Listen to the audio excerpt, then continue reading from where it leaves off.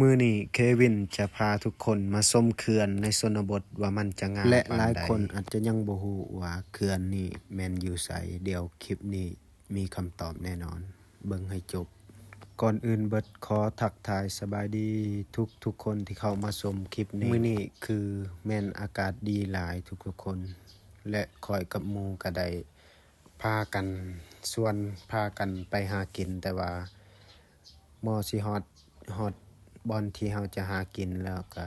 พักชมวิวก่อนเนาะหมู่ก็ชวนกันไปนาว่าอยากขึ้นว่าซั่นขึ้นเบิ่งชมวิวเบิ่งจักเทื่อนึงเฮาก็ว่าเอ้าไปก็ไปคันไปก็ไปจึงใดเฮาก็ได้ผ่านจุดนี้อยู่แล้วเฮาขึ้นชมวิวน้อยนึงก็คือสิบ่ได้เสียเวลาหลายดอก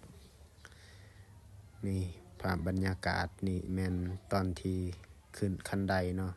จะขึ้นไปชมวิวอยากชมมุมสูงที่สุดเพราะว่าเราจะได้เห็นแบบวิวโอ้บอกเลยภัยที่ผ่านมาในจุดนี้แล้วบ่ได้ขึ้นชมวิวอยู่บอนที่เฮาชมนี่แม่นพลาดแฮงและเสียดายที่สุดที่ผ่านมาแต่บ่ได้ขึ้นมาชมวิวอยู่ในบอนนี้พอเฮาขึ้นมาแล้วบอนสุดนี่เฮาก็จะเห็นวิวแบบสวยงามแฮงโอ้ค่อยตื่นเต้นหลายเพราะว่าบ่ค่อยขึ้นคือกันขึ้นเป็นและวิวก็จะประมาณนี้เนาะทุกคนโอ้สวยงามแฮงวิวแบบธรรมชาติเป็นเขื่อนที่อยู่ติดกับธรรมชาติเลยเนาะเป็นเขตหมู่ก็ว่าอยากถ่ายรูปเพราะว่ามุมนี้อันงามแฮงหมู่ว่าในเพิ่นจัดให้บอกเพิ่นถ่ายรูปนี่กลางแขน แต่ว่าใจข่อยก็อยากขึ้นบอนสูงสุดหันบอนที่สูงที่สุดเพราะว่าเราจะได้เห็นแบบกว้างๆงามกว่าบอนต่ำเลยพูนแต่ว่าบอนนี้ก็สูงคือกันบ่ปานใดข่อยก็ว่าอยากขึ้นบอกหมู่ให้ขึ้นหมู่ก็ยังอยากถ่ายรูปอยู่เนาะ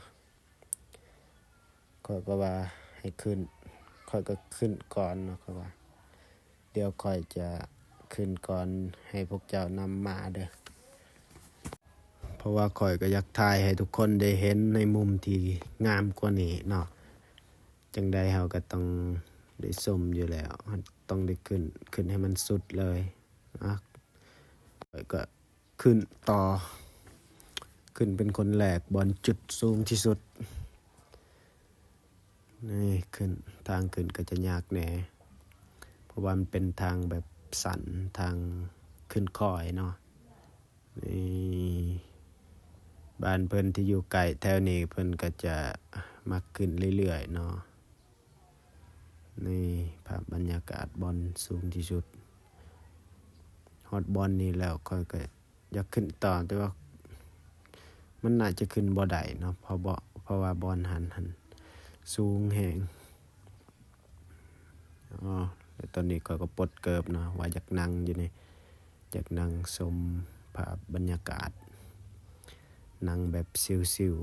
ๆคนเดียวคนสองคนก็ยังถ่ายรูปอยู่วิวโคตรงามอลังการงานสร้างเขื่อนไฟฟ้าห้วยลำพันธ์ใหญ่และหลายๆคนอาจจะยังบ่ฮู้ว่าสถานที่นี้แม่นอยู่ตั้งอยู่ไสเขื่อนนี้มีชื่อว่าเขื่อนห้วยลำพันธ์ใหญ่ตั้งอยู่ที่บ้านทงหวายเมืองท่าแตงแขวงเสกองประเทศลาวเป็นเขื่อนของคนจีนเนาะเพิ่นเฮ็ดและสัมปทานแต่ว่าบ่ฮู้สัมปทานจักปีเฮาก็บ่ฮู้เนาะแต่ว่าอันนี้เป็นบ้านเก่าของเฮาบ่อนที่มีน้ำท่วมเบิดจะเป็นบ่อนอยู่บ่อนเก่าของเฮาเนาะย้ายไปบ้านใหม่เฮาย้ายก็เฮิงเติบประมาณ10กว่าปีพี่น้องย้ายไปบ้านใหม่ส่วนบ้านเก่าเฮาท่วมเบิดตอนที่ข้อยเองตอนย้ายไปตอนนั้นก็อายุประมาณ 8-9 ปีเนาะทุกคนในภาพบรรยากาศจุดชมวิวเป็นภาพหลักหลานที่หาได้ยากภาพที่งามอลังการงานสร้างเนาะทุกคน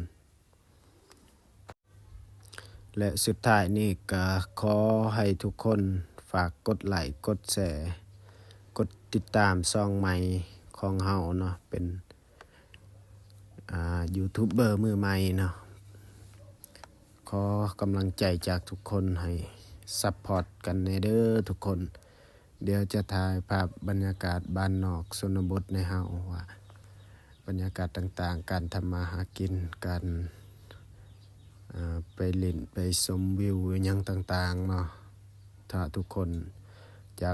บ่อยากพลาดก็ขอให้กดไลค์กดแชร์เพื่อเป็นกำลังใจเล็กๆน้อยๆให้ช่องเฮาได้เฮ็ดคลิปต่อๆไปและเติบโตต่อๆไปและขอบใจทุกฐานที่เข้ามาชมคลิปเฮา